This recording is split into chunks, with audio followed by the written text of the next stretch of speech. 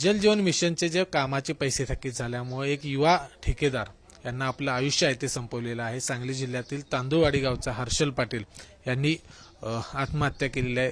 हर्षलचं कुटुंब कसं होतं, हर्षलचे वडील गावात कशा पद्धतीने त्यांचा स्वभाव होता, कशा पद्धतीने कामं केली जायची, कारण 1,40,00,000 रुपये या ठिकाणी थकीत झाले आणि त्याच्यानंतर एक टोकाचं पाऊल आहे ते हर्षलनं उचललं। आपण चुलतेच आहात, तर काय नेमकं ही सगळी एक तर खूप मोठा आघात तुमच्या कुटुंबावरती ओढावलेला आहे, हे कशामुळे सगळं झालं असं वाटतंय? खरं सांगायचं म्हटलं तर हर्षला एक हळव्या स्वभावाचा आणि मनमिळावा होता। त्यानं कोल्हापूर जिल्ह्यात, कोल्हापूर शहरात नळ पाणी पुरवठ्याचं 1 नंबरचं काम केलं। त्यानंतर तो सांगली जिल्ह्यातली जलजीवन स्वराज्याची कामं घ्यायला लागला। त्यामध्ये पण तांदळवाडी गावातलं काम त्याने 1 वर्षाच्या आत एकदम चांगल्या पद्धतीनं पूर्ण केलं। त्यामुळे जिल्ह्यात इतर गावातल्या लोकांची मागणी होऊ लागली की हर्षलला आमचं गावचं काम द्यायचंय, तू काम घे। अशा परिस्थितीत त्याच्या स्वभावामुळे त्यानं सातत्यानं चांगली कामं करत गेला। काय शासनाकडून बिलं येत नव्हती तरी पण स्वतःचे पैसे उसनवारी करून वगैरे त्यानं काम पूर्ण करून आपल्या नावाला कुठेही गालबोट लागणार नाही ह्याची काळजी तो घेत होता। आणि शासनाकडून आज नाही उद्या पैसे येतील ह्या खोट्या आशेवर तो जगला। आणि त्या कालावधीत जे साहित्य लागतं त्याची बिलं वाढली, ती लोकांचा तगादा झाला आणि ह्या आशेतून तो फार मानसिक तणावात होता। तो सातत्यानं शासनाच्या विविध विभागामध्ये बिलं मिळायसाठी प्रयत्न करत होता, पण त्याला जे यश मिळायला पाहिजे ते मिळत नव्हतं। आणि ह्या सगळ्याच आज आम्हाला आमचा चांगला पुतण्या भाऊ गमवावा लागला, ह्याचं फार मोठं दुःख आहे आम्हाला। आणि शासनानं अशा प्रकारे महाराष्ट्रातल्या इतर कंत्राटदारांची अवस्था होऊ नये याबद्दल लवकरात लवकर काहीतरी पावलं उचलावीत। तुम्ही या गावातले हे आहे हर्षलला तुम्ही लहानपणापासून बघितलंय, कसा हर्षलचा स्वभाव होता, कशा पद्धतीने ही 3 भावंड आहेत ती वाढलेली आहेत? मी कायमच लहानपणापासून मोठं झालो। त्याचा अतिशय स्वभाव हळवा आणि मनमिळावा होता। नेहमीच तो काहीतरी मोठं करण्याच्या उद्देशानं त्यानं आज इंजिनिअरिंग पूर्ण केल्यानंतर ह्या कंत्राटदार व्यवसायात सक्रिय झाला। त्यानं कोल्हापूरला देखील कामं केली। त्यानंतर तांदळवाडीचं जलजीवन मिशन असेल, कनेगाव असेल, कासेगाव वगैरे अशा ठिकाणी विविध ठिकाणी कामं केली। पण सुदैवानं त्याचं बिल जे आहे ते गेले 6 महिने तो त्या बिलांच्या ह्याच्यात होता, पण त्याला ती यश मिळालं नाही, त्यामुळं त्याच्यावर हे संकट ओढवलं। आणि ही अतिशय दुर्दैवी आहे।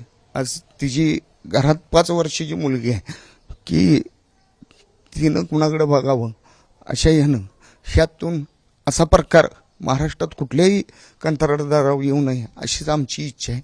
आणि अशी तळमळ आहे आमच्या सर्व कुटुंबियांची की हा प्रकार कुणाच्या बाबतीत घडू नये। तुम्ही लहानपणापासून त्यांच्या वडिलांनी या 3 मुलांना कशा पद्धतीने वाढलं, कारण शेती करून 3 मुलांना शिकवलं, मोठं केलं आणि त्याच्यानंतर ही अशी घटना, डोंगर एक दुःखाचा कोसळ आहे।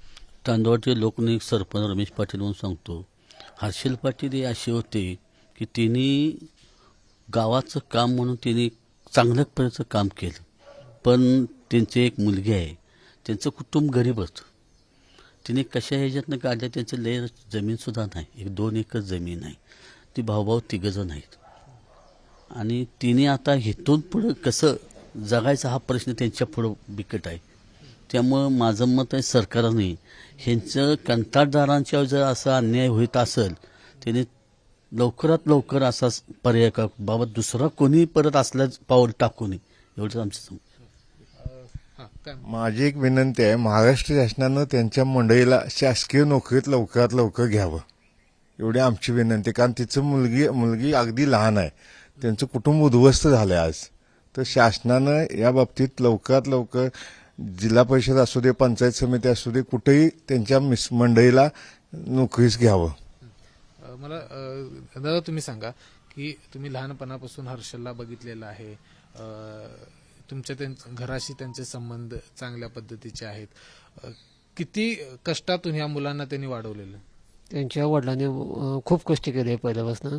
त्याची जाणीव असल्यामुळं त्या हर्षल पाटील यांनी सुद्धा भरपूर कष्टातनं दिवस काढले आहेत आणि त्याचा उपयोग मात्र काही झाला नाही. बिलं मिळालं नसल्यामुळे त्यांनी शेवटी आपलं जीवन संपवावं लागलं. जर बघितलं आपण हे हर्षल यांचे चुलते असतील, चुलत भाऊ असतील, सगळे गावातील नागरिक असतील, हे एक कुटुंब, पाटील कुटुंब एक गावातील प्रतिष्ठित आणि अतिशय हालाकीतून वर आलेलं हे कुटुंब होतं. वडिलांनी जे कष्ट केले त्याची जाण हर्षलला होते आणि म्हणूनच कुठंतरी एक मोठं स्वप्न बघून या क्षेत्रामध्ये हर्षल आला होता. मात्र सरकारच्या या सगळ्या धोरणामुळं कुठेतरी एक टोकाचं पाऊल आहे ते हर्षलनं उचललं.